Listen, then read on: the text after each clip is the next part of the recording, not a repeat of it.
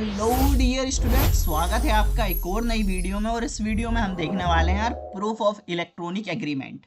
अब electronic agreement क्या होता है एंड इसके क्या क्या प्रूफ्स होते हैं, मतलब क्या क्या ई कॉन्ट्रैक्ट हम डिजिटली साइन करते हैं तो वो एक प्रूफ के रूप में काम करते हैं। तो क्या क्या चीज़ें वो हो सकती है, क्या क्या एग्रीमेंट्स वो हो सकते हैं, तो यही जानने वाले हैं इस वीडियो में। तो वीडियो को लाइक एंड चैनल को सब्सक्राइब कर लो ताकि ऐसी ही वीडियोस आपको मिलती रहे। Electronic agreement are contract made through electronic means such as emails, website, mobile apps, or digitally signed document. To prove them in court, the law focuses on legality, authenticity and reliability. यार electronic agreement जिसे हम ई contract भी कह सकते हैं, ये वो contract होता है जो ईमेल, वेबसाइट या फिर मोबाइल ऐप या डिजिटली साइन डॉक्यूमेंट के थ्रू बनाया जाता है।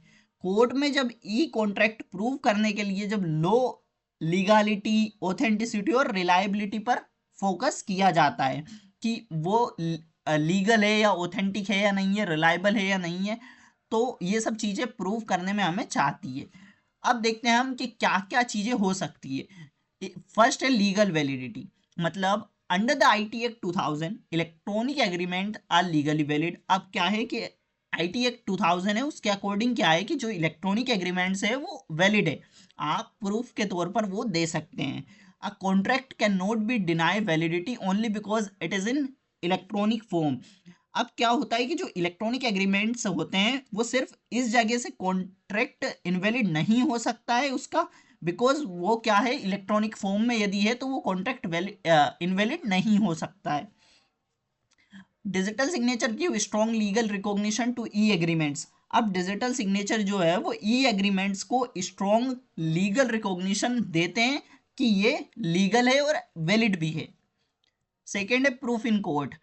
अब to prove an electronic agreement as evidence, section जो भी सेक्शन है 65 and B apply to electronic records. अब क्या होता है कि जब हम कोर्ट में प्रूफ देते हैं, एविडेंस देते हैं, तो इलेक्ट्रॉनिक एग्रीमेंट जो है वो कोर्ट को प्रूव करने के लिए दो सेक्शंस हमारे होते हैं, अप्लाई होते हैं। कौन कौन से? 65A and 65B।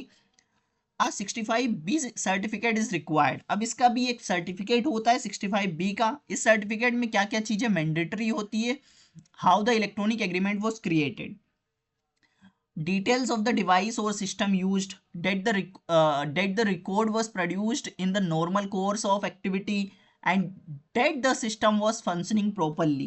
तो यार इसका कहने का यही मतलब है कि जो भी 65B सर्टिफिकेट है उसमें ये बातें सारी होनी चाहिए, जैसे इलेक्ट्रॉनिक एग्रीमेंट कैसे क्रिएट हुआ है, कौन सा डिवाइस या सिस्टम आपने यूज़ किया है, या record normal course of activity में बनाया गया है, एंड सिस्टम सही तरीके से काम कर रहा था या नहीं कर रहा था। तो ये सभी चीज़ें होती है। 65B सर्टिफिकेट जो है इसके बिना इलेक्ट्रॉनिक एग्रीमेंट जो है कोर्ट में एडमिसेबल नहीं हो सकता है।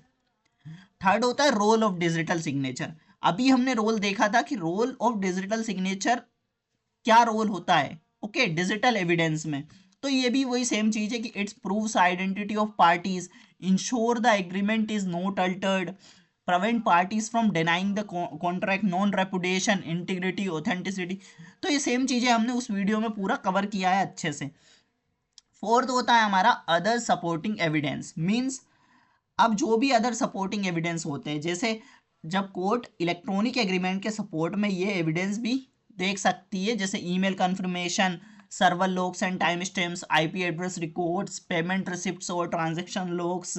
तो इससे क्या होता है, ये सब मिलकर यही प्रूव करते ऑफर एक्सेप्टेंस एंड कॉन्सेंट, यानी कि ये ही बताते हैं कि हाँ ये प्रूफ वैलिड है या नहीं है। ओके, तो यही होता है हमारा प्रूफ ऑफ इलेक्ट्रॉनिक एग्रीमेंट और we can say e contract. तो आशा करता हूँ कि यार ये वीडियो आपको समझ आ चुका है। यदि समझ आ चुका है तो वीडियो को लाइक एंड चैनल को सब्सक्राइब करके जाना। मिलते हैं नेक्स्ट वीडियो में, तब तक के लिए keep learning, keep growing. Thank you.